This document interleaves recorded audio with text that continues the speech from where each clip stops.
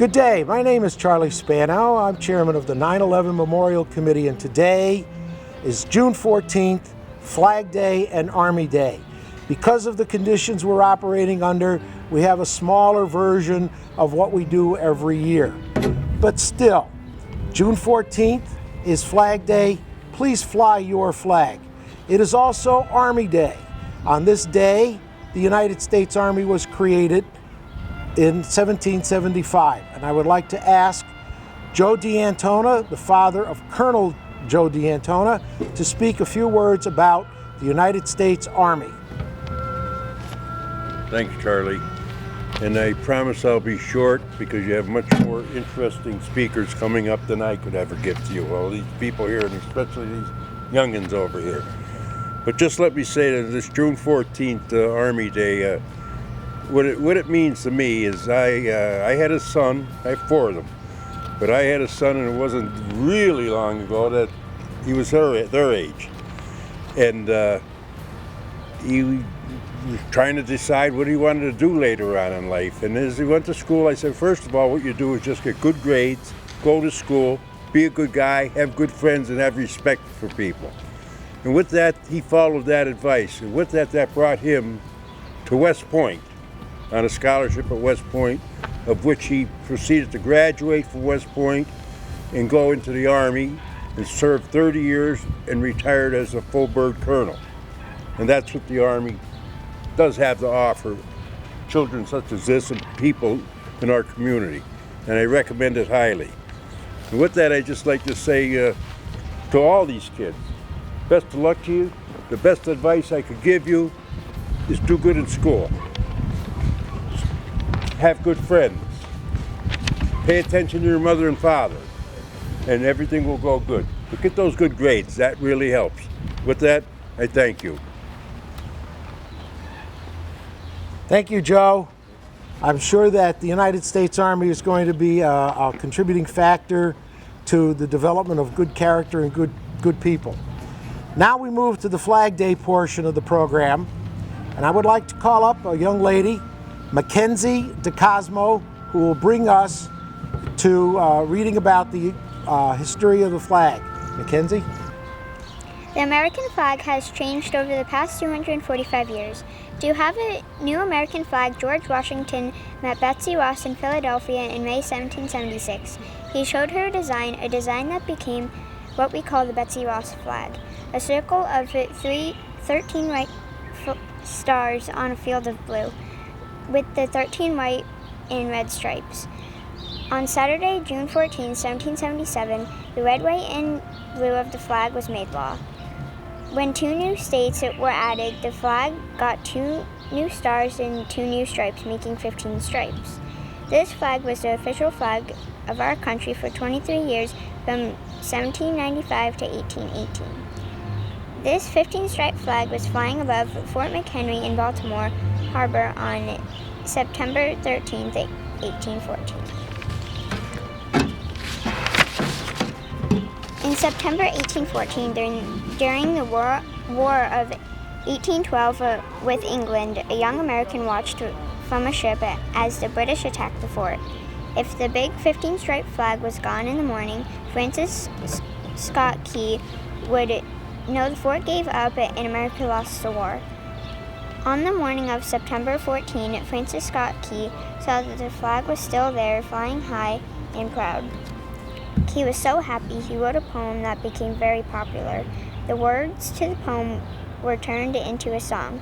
We still sing that happy song today as the Star-Spangled Banner.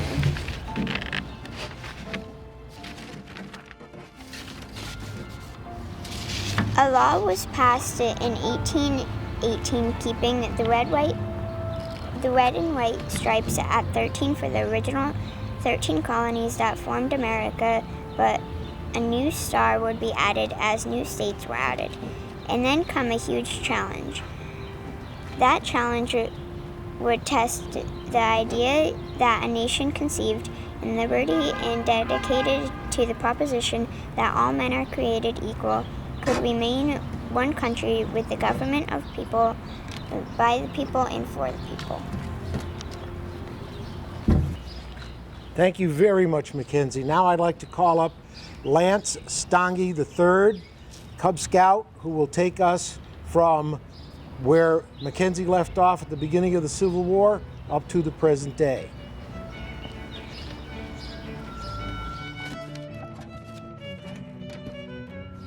At 4 o'clock in the morning of April 12, 1861, the 33rd Star flag on the United States of America flew over Fort Sumter in harbor of Charleston, South Carolina. At 4:30 a.m., cannons all around the fort fired from shore. The Civil War had begun. Throughout the war, President Lincoln refused to subtract any stars of the U.S. flag. From the end of the Civil War until July 1959, the number of states grew until the flag had 58 stars from 1912 to 1959, a stretch of 47 years from July 4th, 1959 until today. The U.S. flag has 50 stars, one for each of the 50 states in the USA. The 50-star flag was designed by Robert G. Heft from Lancaster, Ohio. Thank you, Lance. Thank you very much. I want to call up Lance's little brother, Jackson, who will finish off the history of the U.S. flag today. Jackson?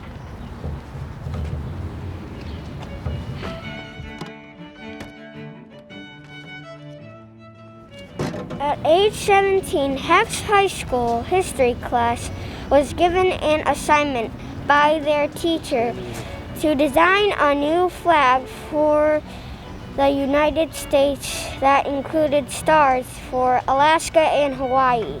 Out of the hundreds sent in Heft's design was chosen his teacher gave him a B- for the design, but promised to change it to an A if his design was chosen. Thank you, Jackson. Thank you very much. Thank you, folks, for watching. Again, today is Flag Day, June 14th, and I want to call up now the Vice Chairman of the 9/11 Memorial Committee for a few final remarks.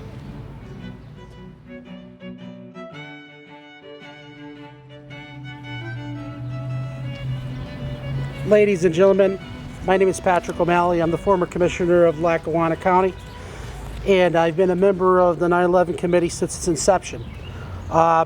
Before we talk a little bit about the flag, I'd like to talk about exactly where we're at in the world. I'd like to have a moment of silence for everybody. Please bow their heads, just for a moment, everybody bow their heads. We lost 100,000 citizens in this pandemic. And I would just like to keep them and their families and their friends in our thoughts and prayers, and all of our first responders and doctors and nurses and all those people on the front line that lost their lives helping to save others and died along the way. And please, Lord, remember those who are out there right now doing this job. Doctors and nurses, our first responders, all of our essential workers, our military, because this really matters. And we have one of the greatest countries of all. And these people are out there putting their lives on the line. So please, please, keep them in your thoughts and prayers. And when you see them, thank them for being out there, because they're doing a tough job and a tough situation. With that being said, I'd like to talk about our beautiful flag. What do you say about our flag? This flag drapes caskets of heroes. This flag is flown above our government's buildings. This flag is carried or driven into war. This flag is on the front porches across the United States of America. This flag is the blood and soul of who we are and what our country means to us. Today is June 14th. Please put your flags out. If you see servicemen, servicewomen, thank them for their service. They really matter. If you're in a cemetery, remember all those that lost their lives. Our country is what it is on the bloodshed of great Americans and great veterans and great citizens. And we work really hard to make this country as great as it possibly could be. So please, always keep our beautiful flag in your heart, because it really matters to all of us. Thank you, and I'd like to wish everyone a happy and safe Flag Day today. Thank you.